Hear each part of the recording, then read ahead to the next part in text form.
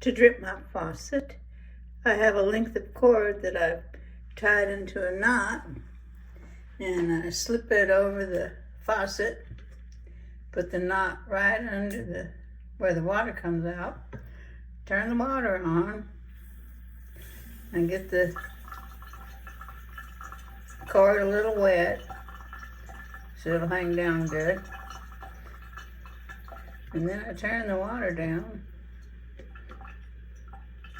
line it up with the cord so it's just coming down, and I turn it down where it's just a drip.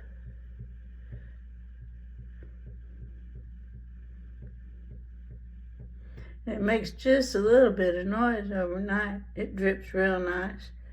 Got a piece of tape that I place on it to kind of hold it in place there. And there you go.